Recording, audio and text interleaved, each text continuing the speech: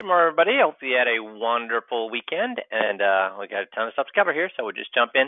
So Tom sent in to me. This is actually his client wrote it in these colors, red, white, and blue, I guess, thanking him for the little blanket he sent. So for a thank you gift. So remember, guys, in our system, we always want as soon as they sign the paperwork, we want to be sending them that welcome letter and then a blanket or whatever gift you want.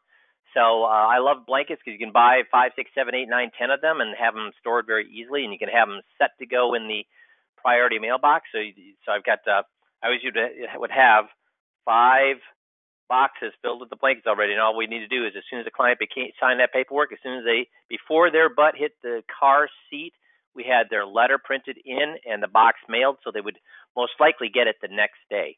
So don't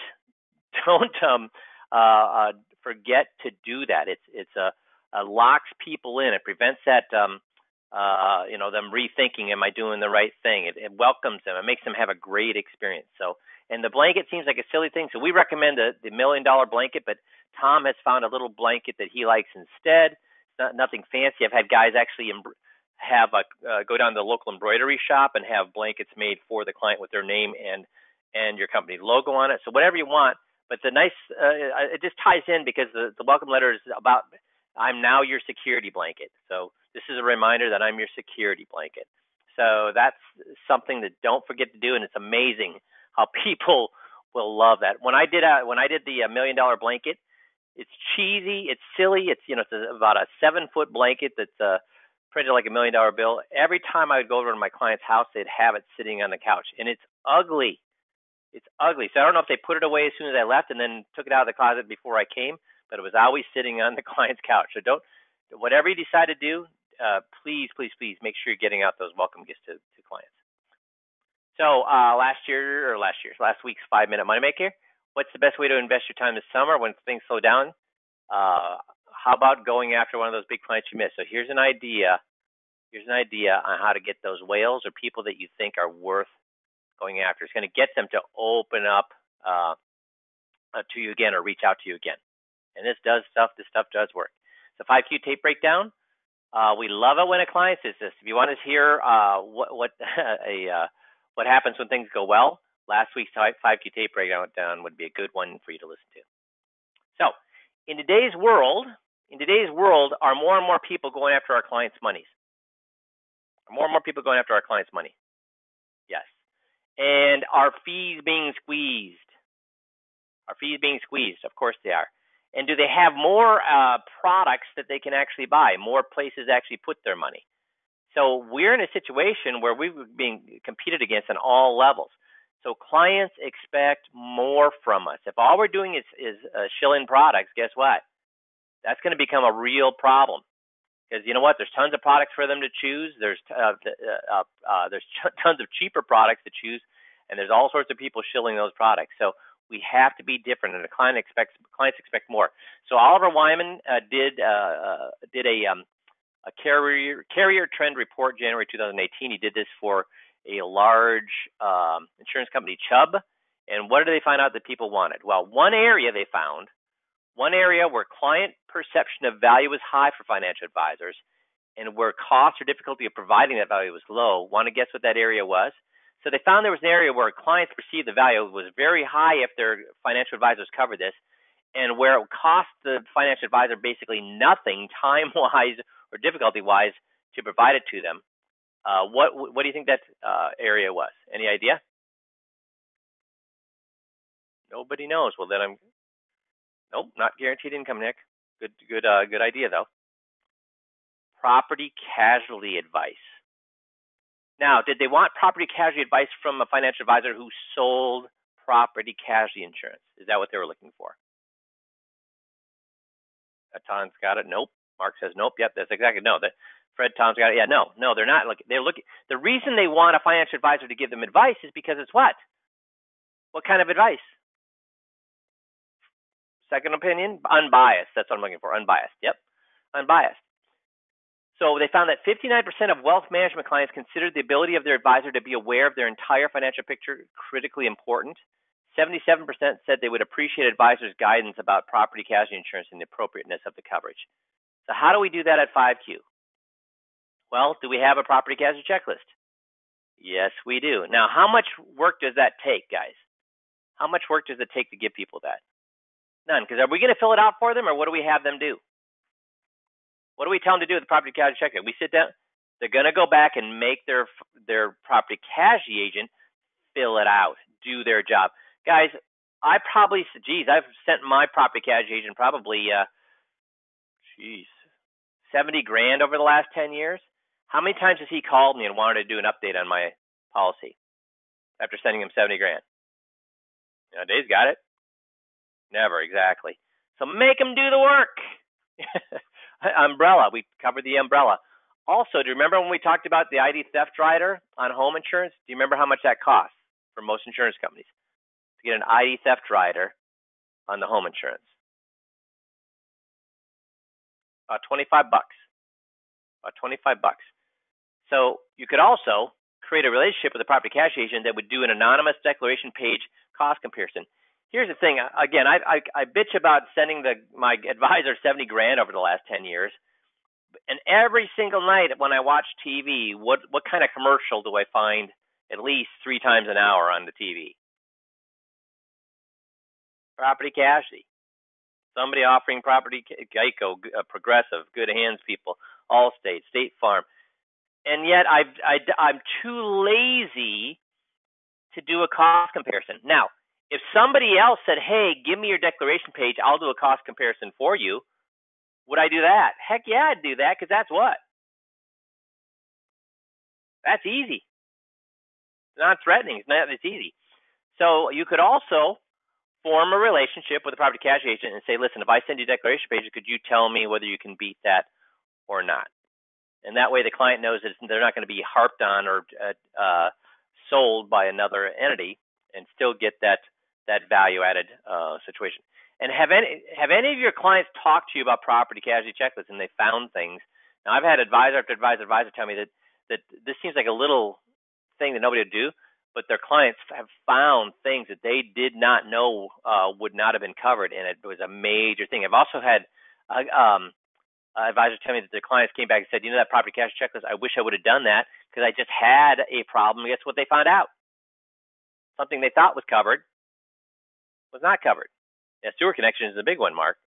Sewer connections is a big one, and it costs very little. Now, that is not going to probably be covered by your home insurance, but most of your water providers will allow you to insure your sewer pipe to your front door, I think for like $3 or $4 a month, which, boy, that's an extra thing that's cheap and easy to do, because if you ever have a sewer or water pipe burst from the street to your house, man, that costs a lot of money to get that fixed. So the competition, here's the funny thing they found. Surprisingly, 28% advisors do provide property casualty insurance. Guess what I'm suspecting about the advisors that provide the property casualty advice? Oh, I maybe gave that away with my little, I think I misspoke. Yeah, they sell it, right, Nick? They sell it, Till. So us providing that without selling it really, really allows us to show that we're providing value. Now, those of these people that did sell the property or provide value with property casualty, they found that 51% clients seem more satisfied with them, 35% see actual increases in income, and 27% said they saw significant increases in referrals. So that's a good thing that we're doing the property casualty. So don't give that short shrift. Make sure you're covering it thoroughly with folks, okay?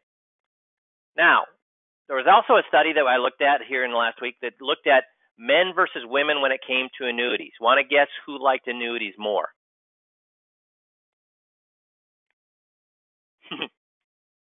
Everyone's getting it. Everyone's getting it. Yes. So women like annuities more than men. They did a study of 1,130 single retired heads of household, and all of these were between age 55 and 79, all retired for 1 year or more, all had incomes of $35,000 or higher, and fewer than a third already had annuities. But what they found is that owning an annuity, boy, I better start that all over again. Owning an annuity had little effect on men's confidence in not running out of money, but women's confidence jumped by 43%. So what can we take from that? What can we take from this?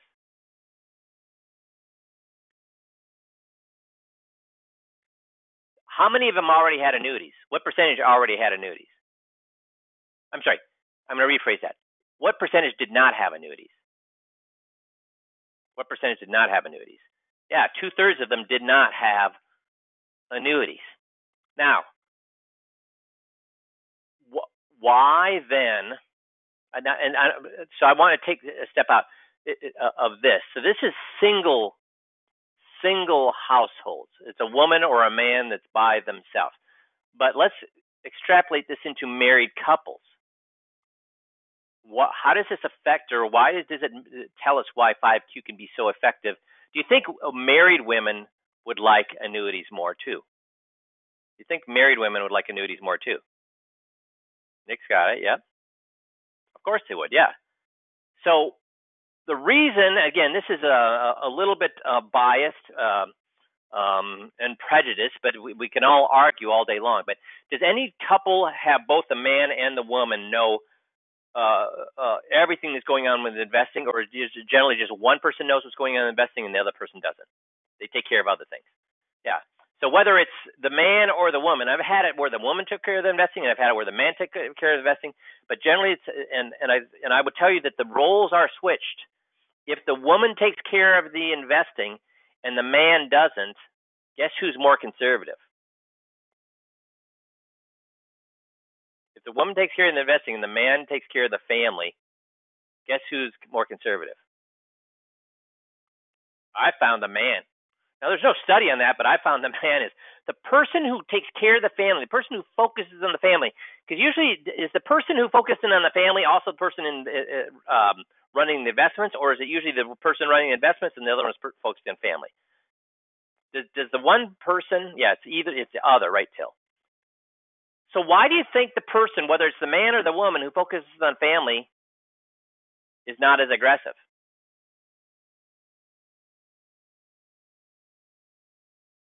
Because they're what? They're the caregivers. They want to make security, right? Security. They want to be there for the. They want to make sure the money's there for the family. They're not looking to become rich. They know they're rich because they have wonderful family. That's where their wealth is, and they want to make sure they can always take care of their family. And putting their money at risk is not what they're looking to do. So remember that we're talking to people about the conserving their money. These are retirees. These are not 20-year-olds. These are retirees. And guess what the women want to do, or the caregivers want to do? They want to protect their money, provide security to their family. Okay, so do you know why do you think women get so angry? And again, we'll go back to the normal. Normally, it's a man. Normally, not always. Normally, it's a man that takes care of the investments, and the woman takes care of the family. So why do you think the woman gets so angry when you do the 21-point checklist right? Why do you think this woman gets so angry by the time you get to beneficiaries? What is she saying? Does she have any loyalty to that other advisor? Or does she not like him at all? She doesn't like the advisor generally. Why doesn't she like the other advisor? Because all he talks about is what? Making money, making money, making money. Yeah, he doesn't listen to her, exactly. Does that make sense? So also, we had a couple of indicators flash for the market and for the economy here in the last week. So the first indicator was 2 weeks ago. The Labor Department indicated that though employment increased, so did unemployment. And the DOL started tracking unemployment data in 1948. And they found that in every instance when unemployment hit bottom, a bear market and a recession were not far behind. So we need to really watch what's going on with these unemployment numbers. And we find that the unemployment starts to tick up. That's a big, and we had a small indication of that. So 1 month does not make a trend. But if we find that we truly did hit the bottom, did hit the bottom here, we need to be looking for a bear market or recession. The other thing is BAA rated corporate bond premiums have risen above 2%. So the premiums on corporate bonds have risen 2%. Anytime that's happened since 1970, a recession was close behind. Yeah, and then Dave brings up too that the 200 day moving average also is flirting with the crossing over the the 50-day too. So today, though, the main topic is writing a bio. 7 of the best professional. I love HubSpot. They do a great job on marketing and sales information. They look through 7 of the best professional bio examples they've seen. So the first thing they came across is, or the first thing they liked, and it's something I like as well, and I've been preaching for the last 20 years, is that you gotta hook them by the first line. If you ever take a journalist class, they say lead with the lead. And what that means is you got to hook them by the first line. Don't bury the lead. Don't put your most exciting line at the bottom of the first paragraph in the second or third paragraph. Where do you put your most entertaining or that one hook line? Where should you put it? At the end of the first paragraph, second paragraph, third paragraph, where do you put it? Yeah, at the get-go, Fred, right, at the very beginning. Hook them by the first line. And think outside the box. Guys, if I grabbed 50 different bios from advisors, and I read all of them, what would happen 5 minutes later? The typical, if I just went online and grabbed 50 different bios from financial advisors and read them, guess what would happen 5 minutes later? They all sound what? What do they all sound like? The same. Think outside the box. Make yourself look different. Add a little levity. Lead with your best stuff, and just going blah blah blah blah, saying what every other advisor does. Guess what that gets you? Nothing. Think outside the box, okay? Think outside the box. So here's some of the ones that they liked. They liked Ann Hadley's. She's a very, very famous marketer, written a ton of books. She's a keynote speaker all over the place. But it says, but when people list out all their accomplishments in bios, they risk sounding a little egotistical. Have you ever seen a financial advisor list out all their accomplishments in their bios? I have. And what are they saying about that? Good or bad? Bad. Remember, I got rid of my CFP because of that. Sure, you might impress a handful of people with all those laurels, but many people will read your bio and end up feeling either intimidated or annoyed. Think about it. Is that how you want the majority of your readers to feel? Either intimidated or annoyed? No. To minimize the egoism that comes talking about yourself, think about how you can list out your accomplishments without sounding like you're bragging. Anne does it really well. So look at how she does it. This is Ann Handley's website, and it's a bit of this is a bit of copy. What is a bit? What does that do for your lowering the formality of what you're doing? There's a bit of copy about her. See, it's more conversational. She's a best-selling author. Hey, if you're worried, if you want more of that, click here and you can go find it. She's a social media and content marketing keynote speaker. If you want to know that, go here. Chief Content Officer, Marketing Professionals, a monthly columnist for Entrepreneur Magazine. That's not giving you a lot of detail, is it? So if you want to know more, read here. So she's saying, hey, look at me. Or she's saying, hey, this is some of the stuff I've done. If you want to know more, you can go here and read more about it. Do you see how it's not in their face? It's casual. That's right, Fred, casual. That's what I'm looking for, a casual conversation. You should always be looking like, if I was having a beer with somebody, how would I talk?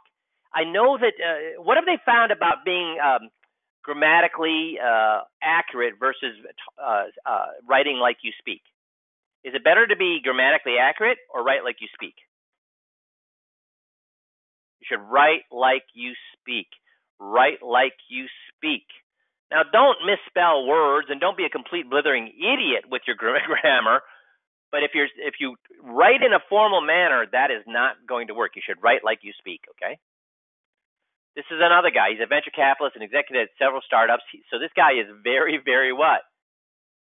Accomplished. So look at how he has his little bio in Twitter. Can read a spray chart and a balance sheet. 1 part executive, 1 part entrepreneur, 2 parts geek, and 3 parts baseball coach. Too many parts? Again, what does this sound like, guys? Formal? And again, I understand this is in the Twitter format, so he doesn't have a lot of room.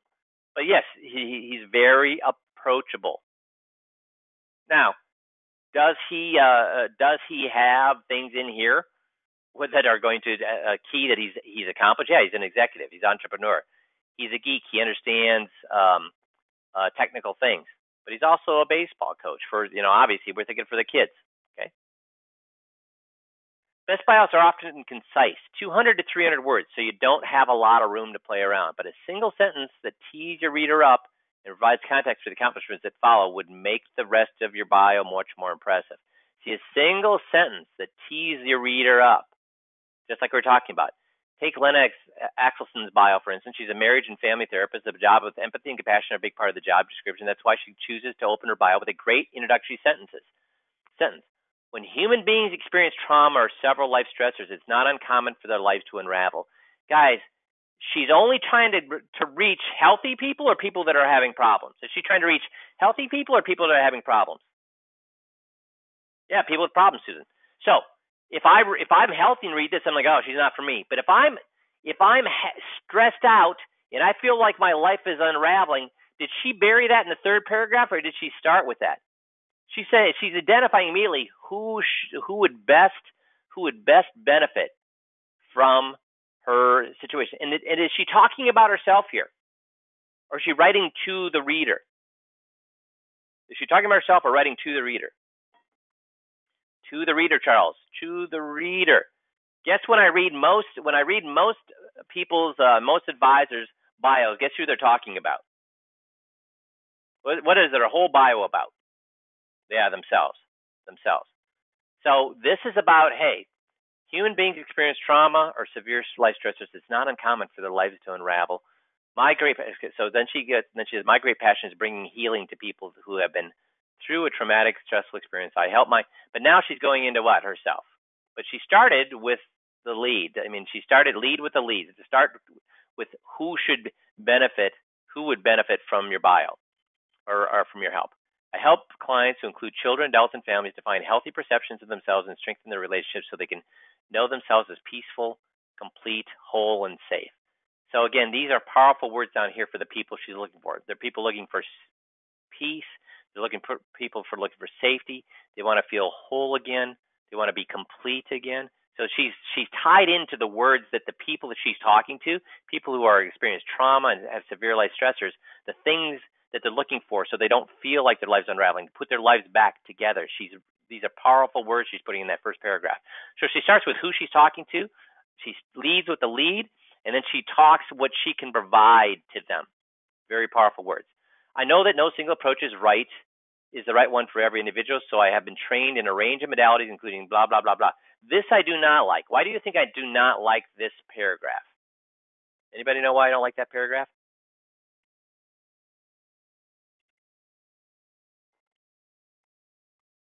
If I say I specialize, I'm a physician. I specialize in heart surgery. I specialize in dermatology. I specialize in podiatry. I specialize in I also do a little bit of orthodontics on the side. What does that say about me? Yeah, too general, Tom. Too general. I'm a jack of all trades. I have no specialty, no mastery. So what she's trying to be is say what? I get what she's trying to say. Hey, there's no one single approach that works for everybody, so I do all sorts of different things. I don't think that work. Hey, that's fine once they're in, but putting it in my bio, it's shotgunning. I do not like shotgunning. Okay, yeah, and I agree too. Way too many big words, Fred. Way too many big words. But what she did is at the end, guess where I find this thing about educational background and all the things that she's done. Guess where I find it with financial advisors too often? Last paragraph or first paragraph? Too often it's in the first paragraph. That stuff belongs at the bottom. Sure, you need some credibility, but they don't care about your credibility until they decide you're the person that they may want to work with. Yeah, hey, look at me, how great I am. Here's another one. After the realization set in that I would not, I love this one. This is a fabulous start.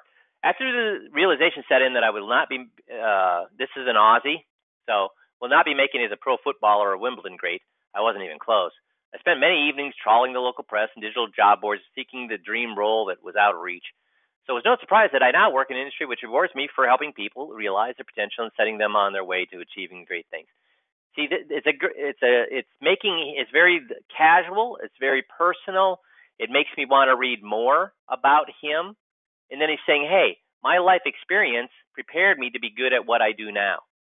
my life experience of trawling the local press to look for my own jobs why I'm great at what I do now. After 10 years in agency on-site in-house recruitment, I get excited today as I did back when seeing both those business candidates prosper.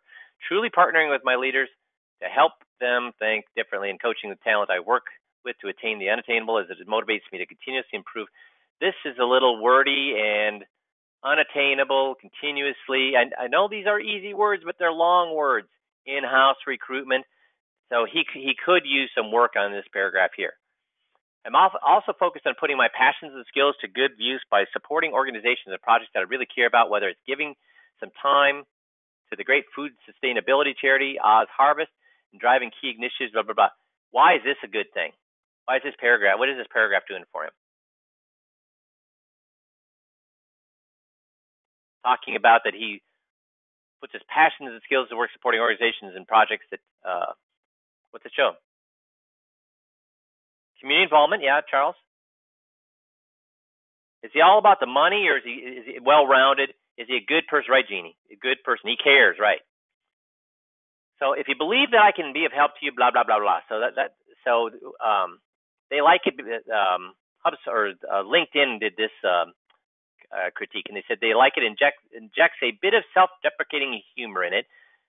What did we find out? What have we talked about here 2 or 3 times in the past 3 months? Showing that we're vulnerable creates immediate what? Showing that we're vulnerable, a little bit vulnerable, creates immediate what? Trust. Right. Trust. Explains what what motivates him as a recruiter, adds a personal element by mentioning volunteer causes he supports, invites his readers to connect with links to his company's careers page. So this is many things. Yeah, a few improvements, but many, many good things going on here. Here's another one. As a recruiter at Zappos, I get to do some really cool stuff. Now, obviously, this person is writing towards a different demographic, a younger folks. But one of my favorite things is connecting with people who have passion for working in a self-management organization who genuinely love wowing their internal, external customers. For me, it's all about discovering people's dreams and matching them with careers that will allow them to grow and do their very best work. Getting to be inside yourself. So, do you think here's the thing about this. There's a lot of good things in here, like they say. Her conversational tone is awesome. She's clear on why she loves being a recruiter. She includes personal facts, but they don't overshadow the professional ones. She invites connections. But would you say that she led with her? Did she lead with the lead? Did she lead with the lead? Did she lead with the hook? As a recruiter at Zappos, I get to do some really cool stuff. I guess for some people, they'd say, "Oh, I'm interested in what kind of cool stuff you do." But I would say, discovering people's dreams and matching them with careers that'll allow them to grow and do their very best work. That's to me the lead. That's the lead. That's talking, because right here is talking about who? As a recruiter at Zappos, I get to do some really cool stuff. Who's that talking about? Who's that talking about? Her. Is that what we're supposed to lead with? Is about ourselves? No. So that's why I would say discovering people's dreams and matching them with careers that will allow them to grow and do their very best work is what I do. So that tells people, oh, well, that's me. I wanna match my dream to what I want to do because I'm sick of my job right now. So that I would put that up on top. Put that up top. But I like the second part. We're not looking to grow our amazing talent pool at Zappos. I'm likely watching some dark comedies on Netflix or rereading Harry Potter for the millionth time or hanging out with the French bulldog Stanley. So, again, making yourself human, that's good. So all these things are good, but they could use a little work. I love this one. Tamira Janelle, who went from size 18 to a size 6 in 7 months, is an inspiration to anyone who has been struggling with their weight for years and who feels like a failure because of it. So even though I say, I love it, but I just told you, don't start talking about yourself. Why do I like this one? Why do I like this one to talk about herself?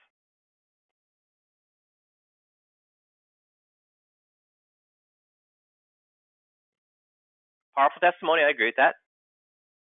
She proved it and lived it. I agree with that, Susan. Yep. Now, and here's the other thing that's going on here. Has anybody ever heard of the comic book hero?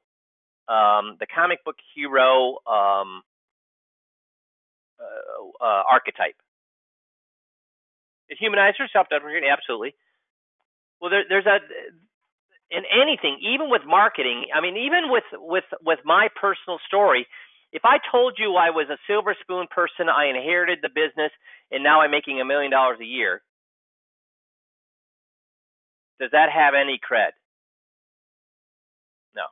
If Spider-Man was born that way, and he was, his dad always treated him really well, taught him all all the hoops to jump through. I mean, that's now people are looking for somebody who are struggling just like them. They want to know, this person struggled just like me, and then they made some changes, and then those changes allowed them to become a hero. So that is an archetype that works to motivate people, to get people to want to see what you do. You start out where you struggle, and I struggle, man. 8 years making 50 grand a year, that's struggling. Then you discover something. Then you do the hard work of implementing something, and then you become successful. People love to see that. So that's what she's saying. She's saying, listen, I was struggling just like everybody else, but I was able to do this. Tamira grew up in an American junk food diet. As a girl, she would hide candy bars under the pillow, wake up in the middle. Is she talking about herself here, guys? She is talking about herself, but who is she really talking to? She may be talking about herself, but she's talking negative things. She's talking negative things. So when we want to give anybody negative feedback, who do we use as the example? Even with 5Q, when we want to say somebody's going to die, who do we say, us or them? Yeah, we use ourselves. So this is awesome. She grew up in an American junk food diet. As a girl, she would hide candy bars in the pillow, wake up in the middle of the night to eat it. In the morning, she woke up hungry for more. This cycle of unhealthy eating was consuming her life. As much as she tried to talk herself out of patterns, she could not help these overwhelmingly powerful urges. And then they're saying, this might sound familiar to you. She's saying, so I've been there. I've lived what you've lived. As she grew older, she wrestled with her weight, going unrealistic diets she couldn't keep. Eat salads all day. Are you kidding? Tamira was not about to give up desserts forever, but she did want to be healthy and look great in dress size 6. So do you see where she's talking about her struggles, but she's also talking to the people that she wants to go further and learn more about her. One step was learning how to cook. She's self-taught. 7 years came with a whole cookbook full of recipes that would satisfy and help stop your junk food cravings. Here's just a few delicious items. So, and here's the solution. You got it when you say all the struggles, you got to give them a solution. So her solution is this great cookbook, and then she gives examples of those things. So are you finding there's only one great way to write a bio? No, there isn't. There's all sorts of great ways to write bios. As long the main thing is make it interesting, lead with your lead, and make sure the people that are reading it are the people you want to become clients will read it and say, he's talking about me, or she's talking about me. So here's a financial one. It's pretty darn good. There's a few changes I'd make. So it says, I created inspirational financial planning in 2015 after seeing how hard it was to find affordable, objective financial advice tailored to my peers and colleagues. That sounds like what? What does that sound like? First of all, it's about her. And what does it sound like? Boilerplate. Yeah, sounds like everybody else. So the second line is where she should have done that. My generation is balancing, and instead of my generation, guess what she should have said? But this is okay. My generation is balancing uncertainty in a number of different areas, from careers to real estate, healthcare costs, rising education costs, aging parents, longer life expectancy. It's more important than so. That's what I would started with, because as I'm reading it, I'm like, that's me. I'm balancing my career in real estate and healthcare costs, and I'm balancing the education costs of my kids in school and the aging parents, and trying to figure out how long my money. That's me. So she should have led with that sentence. She should have led with that sentence. It's more important than ever that we all make solid financial decisions as we navigate this uncertainty. That's preachy. So I don't particularly like that. It's okay, but I don't particularly like that. You should say, my generation is balancing uncertainty in a number of different areas, from careers. And it would, what would be better here? Are you balancing? Are you a boomer? Or are you balancing the uncertainty of a number of different areas, like blah, blah, blah, blah, blah? Make it more, this sounds casual and conversational, or does it sound written formally? Remember, you want to write it like you're having a beer. Are you like me and my friends or my neighbors where we're balancing? You know, are you part of the sandwich generation like me where we're balancing being squished by all these layers of blah blah blah? I want it more conversational. And she goes on, the world has changed as we've grown up. No longer do we graduate from college with get a good job company, retire from 30 years. So guess where I would put this? I love this. I love this. Guess where I put this? Right up here. So I'd start with my generation is balancing uncertainty in a number of different areas from career, blah, blah, blah, blah. The world has changed as we've grown up. No longer do we graduate from college, blah, blah, blah, blah. That's what I would go with right after that. That would be my first paragraph there. Because now I'm saying, she's talking to me. It's like she knows me. And then I would go, I know firsthand what it's like to switch jobs, get married, have a baby, buy real estate with a span of 2 years. I understand the challenges of facing blah blah. So this is perfect. This would be my second paragraph. Then I would say that's why I created it. So this here that she led with would have been where? In the third paragraph. I created, that'd be in the third paragraph. It's all these problems, all these things she's faced.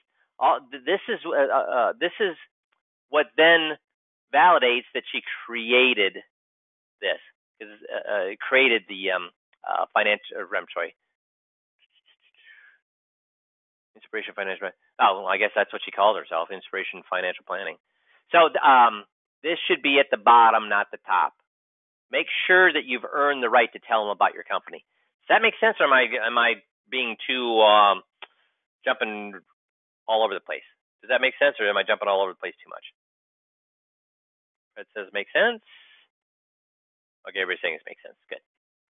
So here's what you want to do.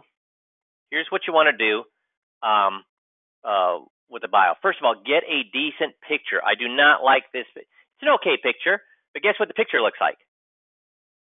At least she's outside. That's good. But I want a picture. First of all, don't let somebody shoot your picture from your iPhone or your Android. Get a real photographer to shoot your picture, okay? My picture looks similar to this one. It's not what I should have done, okay? Get a decent color picture, not a crummy passport mugshot. This photo should be one that you'd be willing to send to a prospective love in order to sell them on dating you, okay? If you were, does it make you look old or confident, energetic? Do you look trustworthy? Are you smiling? What are you wearing? Put some time and effort and get this done right.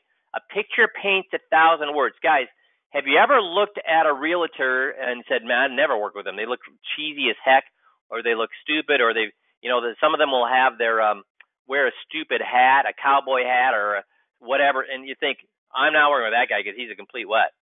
They think, I'm looking different. No. Yeah, you do want to look different, but don't look stupid different. Look interesting different. And wearing a cowboy hat in a place where nobody wears cowboy, and if you wear a cowboy hat where everybody wears cowboy hats, terrific. But if you're wearing a cowboy hat to be different, don't do that. Find a way to and again, find a good photographer who's they can find ways to make you look different. Okay?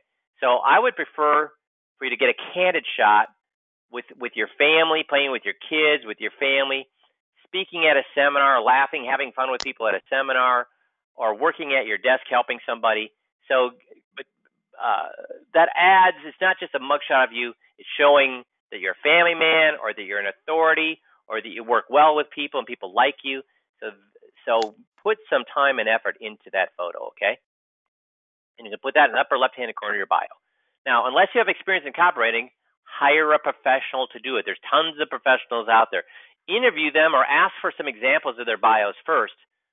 But if you don't want to do one yourself, just hire somebody to do it. There's a lot of skilled writers out there, but make sure you get 3 or 4 bios that you examples from them, and make sure you like them before you would do that. What you want in that bio is what makes you different. You do not want your bio to look the same as everybody else out there. What makes you different?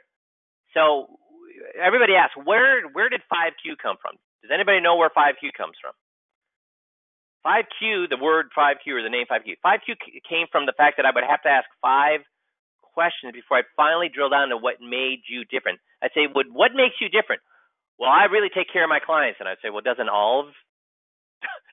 all financial advisors claim that? Well, yeah. Well, I I'm available. I give them my cell phone number. It's like, well, that's closer because I don't know a lot of, but some advisors do that, but not a lot. So that's closer. Why is giving your cell phone number so important? See, and I'm going to keep asking why until you drill down to the thing that you do that nobody else does. Once you get to the point where you do something that nobody else does, that's what the kind of thing that you want in your bio. Well, I have financial software that I can help people determine and make sure they don't run out of money. Gee, doesn't every financial advisor do that? Yeah, well, my software is designed by a Nobel Prize winning laureate, blah blah blah. Well, are all the other softwares designed by boneheads, or aren't they developed by smart people too? Well, my. See, I keep asking them, and generally took 5 questions till they finally drilled down why what they do is different from everybody else out there, so that any person walking out the street could easily see it. That's the kind of thing that you want to have in your bio. What makes working with you a pleasure? Why did you choose the career in the first place? To make money, or did you have something happen to your family or to you? Remember Tamira with her weight loss? That's why she does what she does. Your professional designations belong where? At the very bottom. Where have you been quoted? At the very bottom. The last paragraph then should also include then some basic stuff about you and your family. So, and then proofread it, and then proofread it again. And you should have 2 or 3 people read it, and they should be looking for clarity, grammar, and spelling. They should also be looking for what? What should those people also be commenting on? Here's what I would ask them. Would you remember me or this bio tomorrow? I mean, they're not going to remember it next year. But if you read this bio, would you be able to say a couple of things about that bio tomorrow? Remember when I began today, I said, listen, if I read 50 typical bios of financial advisors, 5 minutes later, would any of them jump out at me? Or would it be just a big mess of blah, blah, blah? It'd be a big mess of blah, blah, blah. I would agree with that, Fred. Would you want to find out more about me? That'd be a good question to ask them. So I want something that's going to stick with me. Oh, she's a lady that lost. I think she went from size 17 to size 6. That's memorable. How about if this gal here had talked about the sandwich generation, something easier. Sandwich generation, where your career is the bologna and real estate is the cheese and healthcare costs is the lettuce and rising education costs. I don't know what that was about. Can I get some? Everybody still hear me? I just heard something on the phone here. Yep, we can hear you. Okay. So do you see that? I think that was that lady talking about making a sandwich, or that we're the sandwich generation. See, that's what something that's memorable, something that's clever, something that jumps out from all the others, something that would make you them remember the next day. And then use subheadlines. Your name is bold at the top, your mission statement or elevator speech. So, because everybody reads the way people read now, because of their phones, because of the internet, is they skim first, then they'll go back to something that interests them. So they're going to read the subheadlines first. So things that are important, use subheadlines for that. And short and sweet. Your bio should never be longer than an 8 by 11. And in many cases, we'd rather get it down to about 200 or 300 words. 200 or 300 words. Okay. And when it's done, put it together with a brochure about your firm, a quality-looking map, giving directions to your office, along with a handwritten note, all tucked into a nice folder. And this is what you can give prospective clients before they come in to see you. And don't forget the man. I always run everything by your compliance officer. And we have some, on the site, we have some examples of bios. I don't think they're great. I think that I would rather you write your own based on the things that we've talked about. But if you're just incapable of doing that, you don't want to hire a copywriter, these are some things that you could do. So again, these are very, very generic and not things that I would normally recommend. In fact, if you see the one here, oops, I have to go back up. What is this? And this is a screenshot, so I can't show you.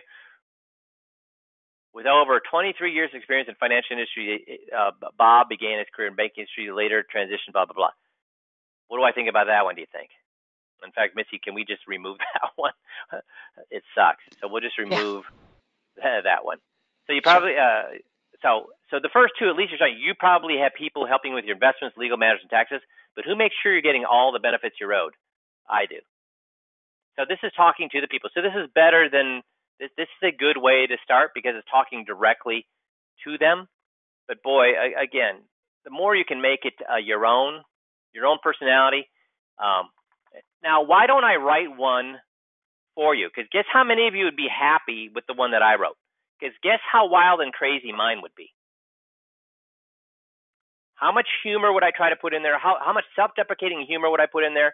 How many odd things would I put in there? I would put in all sorts. Believe me, they would remember my bio. Yeah, insanity at its finest. Exactly right. Guess how many of you guys would be comfortable with my bio the way I did it? Not many.